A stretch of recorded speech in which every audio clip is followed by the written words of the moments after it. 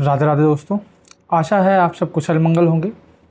आज हम इस वीडियो में जो बात करने वाले हैं वो उन पॉइंट्स, चुनिंदा पॉइंट्स की करने वाले हैं जिसको आप बेटर करके आप कोई भी एग्ज़ाम, चाहे वो एसएससी का हो, चाहे वो रेलवे का हो, चाहे वो बैंकिंग का हो, चाहे वो टीचिंग का हो, किसी भी फील्ड का हो, अगर आप ये कुछ पॉइंट्स अपने जीवन में लागू कर पाते हैं तो आप ईज़िली कोई भी एग्ज़ाम निकाल सकते हैं।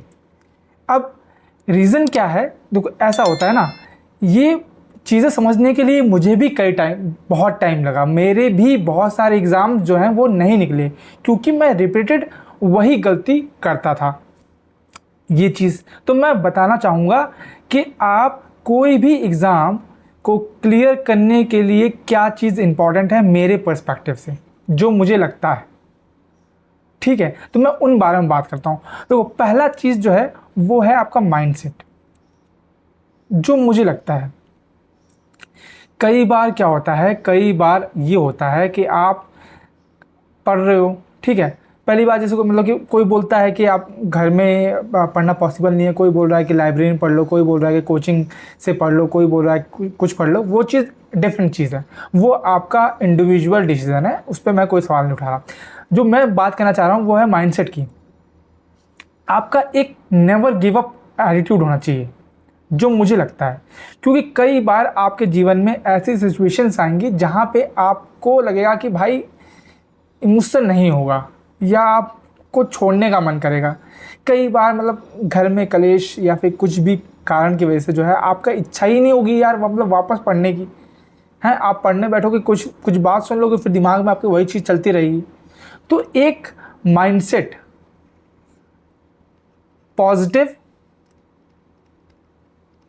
और नेवर गिव अप माइंडसेट ये रखना बहुत ज़रूरी है किसी भी एग्ज़ाम को क्लियर करने, मतलब कुछ भी चीज़ अचीव करने के लिए। एग्ज़ाम की बात नहीं कर रहा, कोई भी टारगेट अचीव करने के लिए एक माइंडसेट होना बहुत ज़रूरी है, रदर देन कि आप मतलब फास्ट लर्नर हो, ठीक है, या फिर आपके अंदर बहुत सारी स्किल्स हैं। देखो नो डाउट ये चीज़ मैटर करती है, पर मेरे हिसाब से इन सबसे ज़्यादा इंपॉर्टेंट ये है माइंडसेट, आपका पॉजिटिव और नेवर गिव अप माइंडसेट। ठीक है, उसके लिए मतलब कि आप ये नहीं बोल रहा कि भाई आप मोटिवेशन वीडियो देखते रहो। देखो मोटिवेशन जो है वो टेम्पररी होती है, ठीक है, आप कुछ टाइम तक फील करोगे ना, और फिर मेन चीज़ क्या है, एक बार आपको मोटिवेशन आ गया, फिर आपने नेक्स्ट वीडियो देखी ना, फिर आप उस जगह पहुंच गए, वो चीज़ सोचने लगे। तो वो चीज़ मैं बोलूँगा।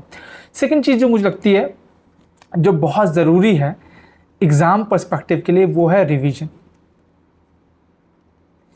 कई बार जो है मैंने सिलेबस कंप्लीट कर लिया, ठीक है, मैंने क्या बोलते हैं क्वेश्चंस लगा लिए, सब कुछ मेरे मॉक में भी अच्छे नंबर आए, सब कुछ हो रहा है, लेकिन मैं रिवीजन नहीं कर पाया। इसकी वजह से मेरे बहुत से एग्ज़ाम जो है वो माइन्यूट नंबर से रह गए। तो मुझे ऐसा लगता है कि रिवीजन जो है वो बहुत ही की रोल देता है आपको कोई भी एग्ज़ाम क्लियर होने में।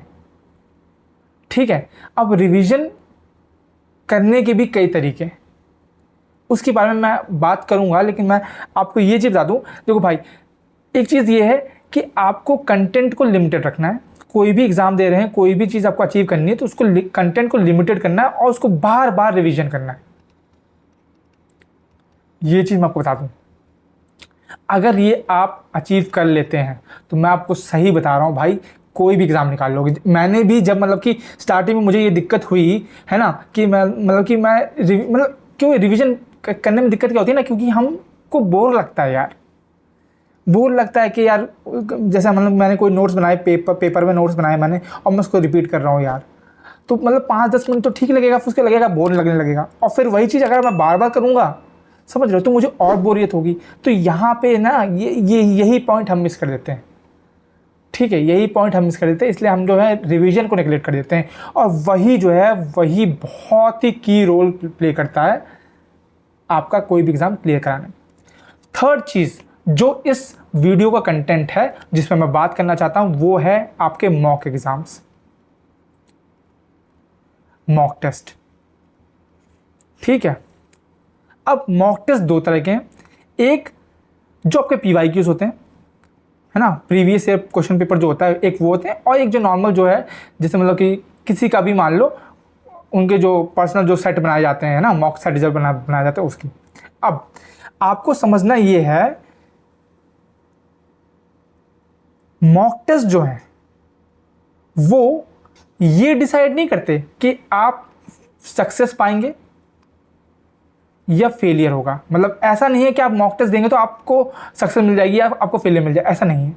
मॉक टेस्ट जो है वो आपके अंदर आपकी जो प्रिपरेशन है उसमें जो लूप होल है वो बताएंगे कि एक्चुअल में आपकी गलतियां कहाँ हो रही है, आप सबसे ज़्यादा टाइम कहाँ वेस्ट कर रहे हैं, है ना, किस टॉपिक में आपको दिक्कत है, कौन सा टॉपिक आपका स्ट्रांग है, कौन सा आपका वीक है। ठीक है, ये आपकी वीकनेस को एक्सपोज करता है, इसीलिए मेरे मायने में ये one of the key role play करता है आपको आगे बढ़ने में। ठीक है, क्या होता है पहली चीज़, और मतलब साथ साथ आपके एक हंगर भी होना चाहिए इम्प्रूवमेंट का, तभी आप कर पाओगे। कई बार क्या होता है, हम एक मॉक देते हैं, फिर दूसरे मॉक में हमें कम 15-20 दिन लग जाते हैं। ठीक है, क्योंकि हम चीज़ों को एक्सेप्ट नहीं कर पाते। पहली चीज़ ये भी है, एक्सेप्ट क्या, हमको लगता है यार इतना पढ़ लिया, नहीं आ रहे नंबर तो क्या हो गया, ये पेपर अलग है और वहाँ पर पेपर अलग होता है। ऐसा नहीं होता भाई, मैं आपको बता दूँ। ठीक है, जो एक चीज़ मैं और क्लियर कर दूँ भाई, मॉक के बाद जो डिस्कम्फर्ट वाली फीलिंग आती है ना कि भाई इतने नंबर कट गए, यहाँ कट गया, मैंने ये मिस्टेक कर दिया, आप मतलब कि वो डिस्कम्फर्ट लगता है, उसी की वजह से जो है आप नेक्स्ट मॉक देने में टाइम लगाते हैं। लेकिन एक्चुअल में वो जो डिस्कम्फर्ट वाली फीलिंग है वही आपको ग्रोथ करवाएगी, वही आपको ग्रो करवाएगी।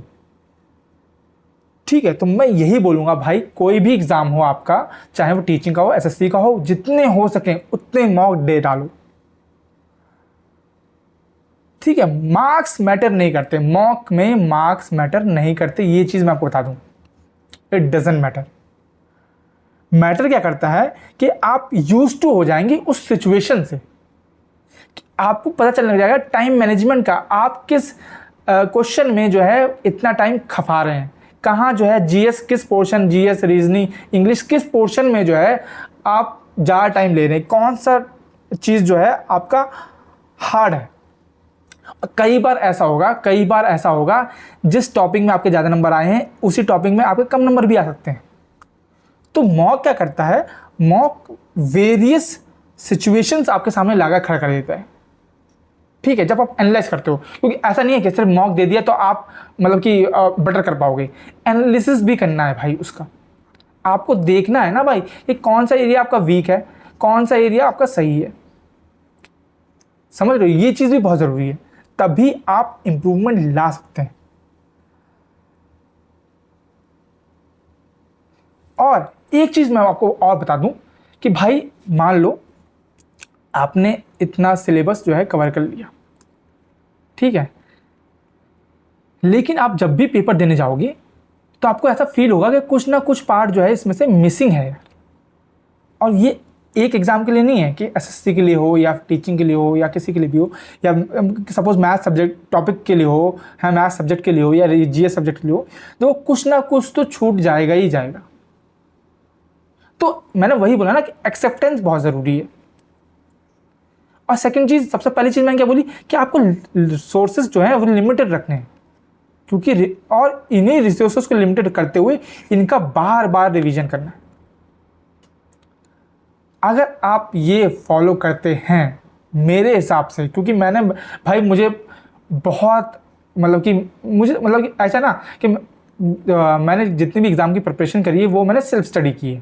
पहली चीज़, मैंने कोई भी ट्यूशन्स या कोचिंग का रेफरेंस नहीं लिया है, मैं यूट्यूब वगैरह से मैंने किया है। तो स्टार्टिंग में क्या होता था, स्टार्टिंग में मेरे बहुत कुछ एग्ज़ाम निकलते थे और कुछ एग्ज़ाम्स नहीं निकलते थे। जो कुछ एग्ज़ाम नहीं निकलते थे वो मेजर पोर्शन थे, 70 to 80% एग्ज़ाम जो है वो नहीं निकलते थे। अब एक एग्ज़ाम नहीं निकल रहा, दूसरा एग्ज़ाम नहीं निकला, तीसरा नहीं निकला, कोई मतलब कि अब क्या होता है ना, ओवर द टाइम आप डीमोटिवेट हो जाते हैं, वो सेम तरह की एनर्जी आपकी प्रिपरेशन वाली एनर्जी नहीं रहती है। फिर धीरे धीरे मुझे समझ में आने लगा कि भाई मैं क्या गलती कर रहा हूँ। तो वही चीज़ मैं आपको बता रहा हूँ कि आपकी पहली चीज़ मैं क्या बताया आपके आसपास जो है बहुत कुछ चलता रहेगा। आपको एक माइंडसेट रखना है कि भाई मेरे को करना प्रिपरेशन, मैं टाइम दे रहा हूँ, क्योंकि एट द एंड आपको अपने डिसीजन के साथ रहना है। ऐसा नहीं है कि आपने डिसीजन लिया, देखो लोग क्या है ना, लोगों का क्या है, जो आपको डर लगता है कि भाई ये लोग क्या सोचेंगे, वो लोग क्या सोचेंगे। भाई आप नहीं भी अच्छा करेंगे तो भी वो आपके बारे में उल्टा सीधा बोलेंगे, और आप अच्छा करेंगे तब भी वो कुछ ना कुछ निकाल के आपके पीठ पीछे अच्छा खासा बोलेंगे, मतलब बुरा बोलेंगे। और जो अच्छे लोग होंगे, जो आपके साथ अच्छे रहे हैं, वो आपके बुरे वक्त में भी अच्छे रहेंगे और अच्छे वक्त में भी अच्छे रहेंगे। ये चीज़ आपको समझनी है, और ये चीज़ अगर आप समझ गए तो आपकी लाइफ सफल हो जाएगी। और सेकंड चीज़ क्या है, सेकंड चीज़ आपको सेल्फ अपने ऊपर ध्यान देना है भाई, है ना। ये तो मैं पहली चीज़ बताना चाहूँगा कि भाई मतलब आपको मतलब ही नहीं होना चाहिए। अगर आपको ये एग्ज़ाम देना है, ये एग्ज़ाम मेरा नहीं निकला है और अगले एग्ज़ाम की आपको प्रिपरेशन करनी है, घर वाले फोर्स कर रहे हैं कि भाई जॉब चाहिए, ये कर लो वो कर लो, अगर आपको डिसीजन ले लिया आपने कि मुझे ये तैयारी करनी है, मैं ये पेपर निकाल लूँगा, तो भाई फिर लग जाओ, फिर सोचो मत। फिर मतलब बहुत फैक्टर्स आएंगे जो आपके ऊपर प्रेशर डालेंगे, फिर भूल जाओ सब कुछ, प्रिपरेशन करो, वो माइंडसेट रखो, ठीक है। सेकंड चीज़ मैंने क्या बताई कि माइंडसेट के अलावा क्या इंपॉर्टेंट चीज़ है, वो है revision. Limited resources, multiple time revision, जितना हो सके उतना रिवीजन करो। थर्ड चीज़, मॉक देना कंपलसरी बना लो अपना, जैसे आप खाना खाते हो ना डेली, वैसा बना लो कि भाई जितने हो सके उतने मॉक दो। ये नहीं कि एग्ज़ाम के लिए करा देगा भाई, ये चीज़ बहुत लोगों को ये लगता है कि भाई मॉक से जो है एग्ज़ाम, अगर मेरे यहाँ मॉक में अच्छे नंबर आए तो मेरे एग्ज़ाम में भी अच्छे नंबर आएंगे, या अरे यार मॉक देने से फ़ायदा क्या है, मेरा सब कुछ तो पढ़ ही रखा है, एग्ज़ाम में मैं अच्छा कर ही दूंगा। ऐसा दोनों सिचुएशन करते हैं।